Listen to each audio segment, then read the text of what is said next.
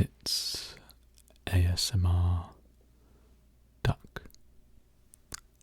Quack, quack, quack. This is my first video that I'm making for my ASMR channel, and I thought that I would start off with something simple, and I am going to read to you tonight. Where I'm at in the world at the moment, it is absolutely pouring down, and when it's raining outside, I either want to go for a walk in the rain, or I want to stay inside and watch a movie or read a book. And today I will be reading, and you'll be along for the ride. So, but for tonight, I thought I would read to you 101 Essays That Will Change the Way You Think by Brianna West. I've read a few of these before, but I have not finished all 101. But I think that what we're going to do today is we're going to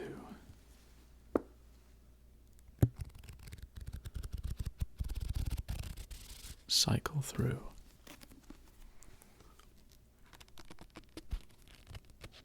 all of the pages, and I'm going to randomly pick, and then I will start reading for you.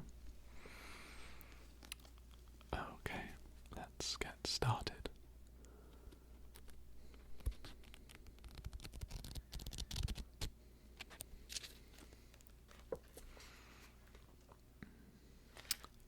So today it will be There Is a Voice That Doesn't Use Words.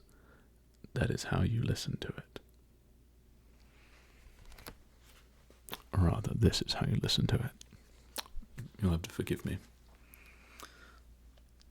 So, let's begin. The voice you have to listen to will rarely make sense.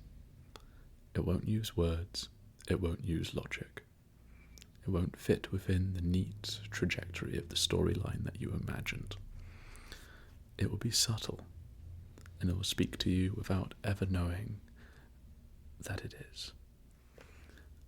The feelings your inner voice gives you will be unjustifiable. You won't have reasons for them. You know you love someone, not because they're attractive and smart and interesting, but just because you do. You'll want to live somewhere or do something, not because it's cool or everybody says you should, but just because you do. The unjustifiable things, the illogical things, the things that are genuinely unexplainable, that's where the magic is. The right stuff always just is. It's the illusions and the fears and the things we force that have to be justified and make sense of in our minds. If you are making a choice that you can only feel good about when you back it up with a list of because, you're not really listening to what you want. This is probably the biggest secret and most important fact of all. If your little inner voice were telling you that you weren't interested, or you were on the wrong path, it wouldn't say anything at all. You would just let it go.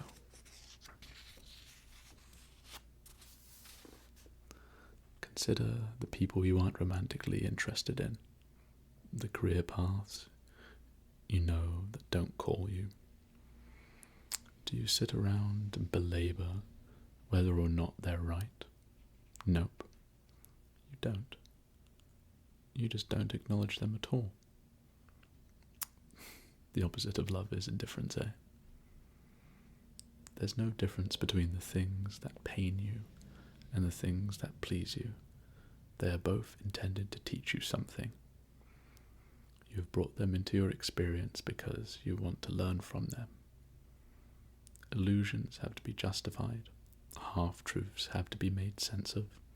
The genuine things, the best things, the most right things, truly just are.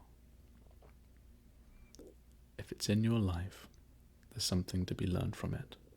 The process of unlearning the reasons to justify the illusions is how you reacquaint yourself with the voice that doesn't use words.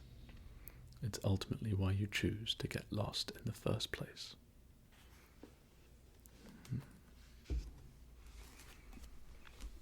Now, that was quite a short one, but I think that a lot of what it says rings true.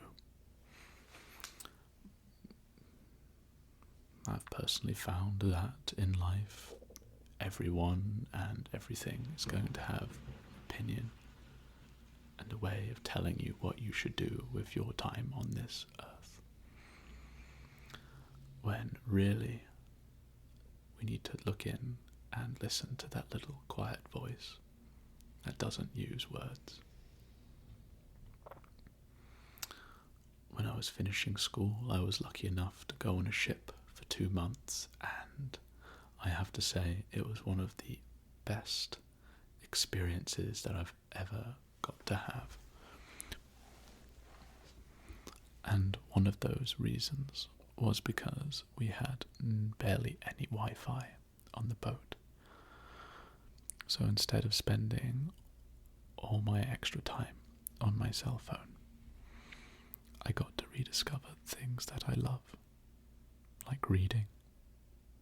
I found that there was more time to go to the gym, to think through the things that I'd been putting off for a long time, to make plans, to listen to the things that I want.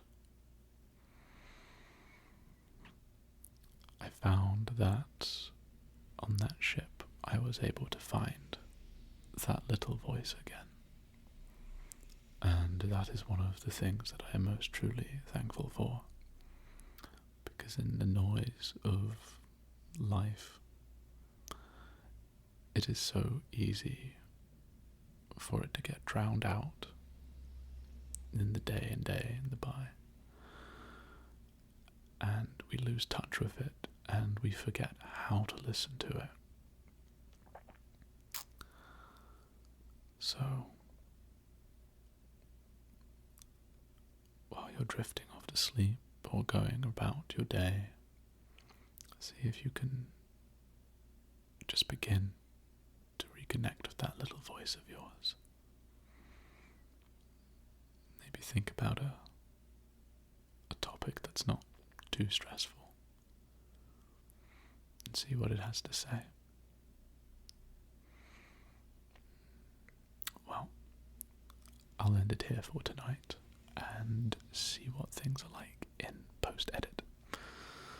So thank you for tuning in, and if you have any suggestions, let me know.